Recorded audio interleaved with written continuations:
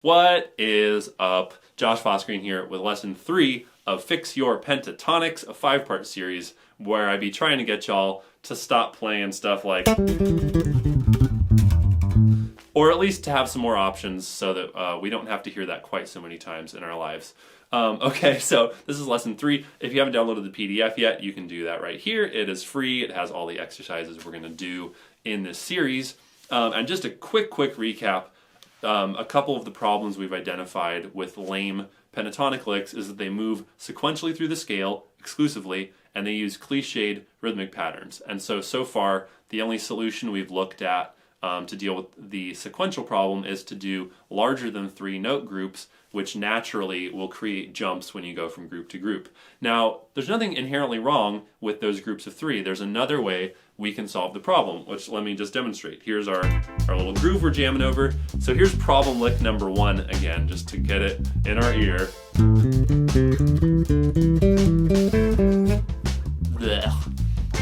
So here's a way to solve that and keep the 3 note groups, okay? Listen closely. Or a little faster so that it actually sounds cool. Versus, it's we're breaking up the sequentiality, this time not by changing our note group size, but by flipping. So all we have to do, if you look at exercise 7 in the booklet compared with problem lick 1 just above, we keep the same starting note for each of those triplets, A, C, D, E. Instead of reaching up the scale from each of the starting notes, we reach down the scale, then jump to the next starting note, reach down. So we get some zigzags in the interval pattern. So instead of A, C, D, we go A, G, E, right? So I'm just walking down the scale, the minor pentatonic scale, instead of walking up it. So then I get some downward movement, then a jump, then downward jump, downward jump. So I'm still ascending gradually, but I'm not just doodling in a sequential way. So let's try playing exercise 7 together, and then maybe we'll talk more about how those intervals pan out. So here it is, exercise 7. 1, 2, 3, 4. One more time, 3, 4.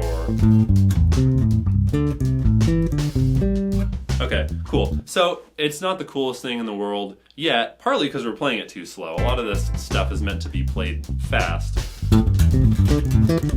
That would just be double time as sextuplets. It starts to sound a lot cooler that way. So see how we're getting some more interesting intervals here. We're going A, G, E, up to C. You got a minor 6 there. 5th, 5th, 5th. So we're getting like some 5ths and 6ths instead of just doodly major seconds and minor thirds. So with exercise 7, we've solved the sequentiality problem. We've got some non-sequential movement in the scale happening, but we're still doing sort of a cliched rhythm, doing 3 note groups with 3 note rhythmic groups, so there's no rhythmic tension happening. We could create a little tension by playing these 3 note groups as 16th notes, which will give us the effect of a 4/3 polyrhythm if you look at where the accents are placed.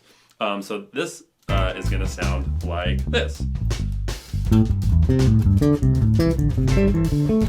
Okay, that's what exercise 8 would sound like. Play that one more time.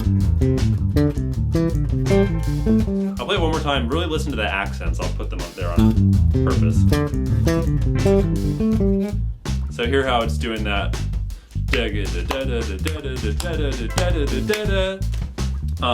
So it's a lot more interesting than just da da da da da da da da da. So the accent's actually playing an interesting rhythm, not just hitting the quarter notes. Okay, so let's try exercise 8 together.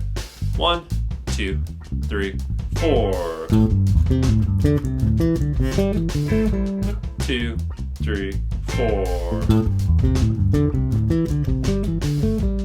One more time. 4. Nice. And again, the way I have the tab written out, it's just one of many possible fingerings. You could do a, or a. There's a bunch of different options, so just pick your favorite. These are relatively advanced lessons, so I'm not going to hold your hand on all the fingering stuff. Just come up with what works for your hands. Everything we've done so far today is the ascending version of this concept, where you're gradually working your way up through the scale. Let's try the opposite, starting with a quick review of problem lick number 2, which sounds like this. double speed the way people normally play it. Just lame noodly doodly. So we can do the flipping the same way. If we were to do it exactly the same way, we would start on an A, then go up to C and D. In this case, I'm going to tackle it a slightly different way, just to stay in the same register. So this time what's actually happening is I'm taking that first group from problem lick number 2, which is A, G, E, and I'm just flipping it around so it's E, G, A. Then the second group was going to be G, E, D, so now that's going to be D, E, G, so it'll sound like... So exact same notes, just each triplet is flipped left to right, right to left, and the middle note stays in the same place because that's how numbers work. Okay, so let me just play problem lick number 2 with the track for reference. And here's what exercise 9 sounds like, which is just a flipped around version of each of those triplet groups. Let's try playing that together. Exercise 9. 2, 3, 4. One more time. 3, 4. And again, this sounds cooler if you do it as sextuplet. A little bit less sloppy than that. Trying to talk and play at the same time. We're doing this stuff pretty slow just to learn it. Keep in mind that because pentatonics are relatively uninteresting note-wise compared to more dense scales, a lot of this stuff is often played pretty quickly. We're doing it slowly for practice purposes. It will sound cooler when you play it faster. In general, you can play this as fast as you want. And I don't think it sounds very cool.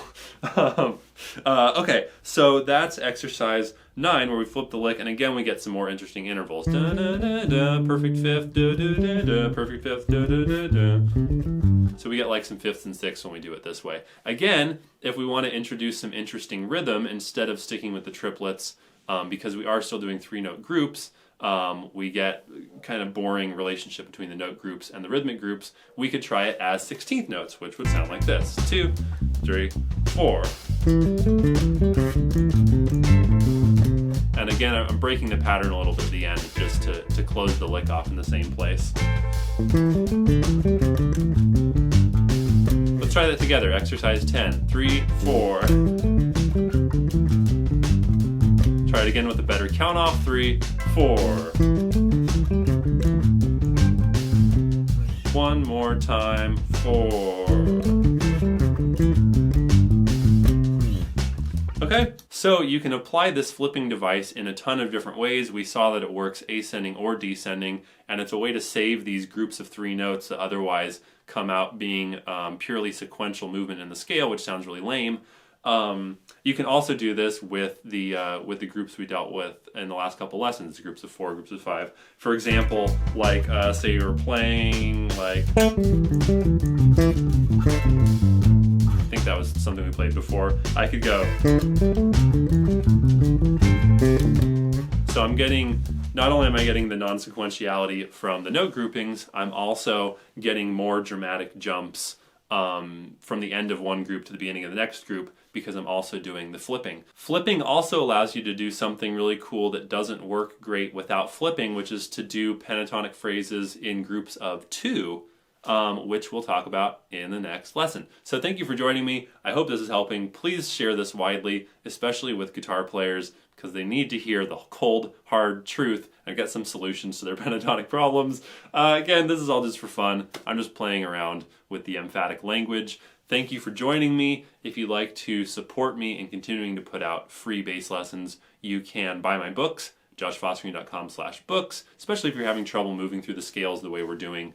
I think that both of my books, Electric Bass Scales and Arpeggios and Beastly Scales and Arpeggios, will help you a lot with that. And you can also support me on Patreon if you want to be a part of these lessons and get some cool rewards for supporting me there. Thank you for watching. I'll see you next time in part 4 of Fix Your Pentatonics.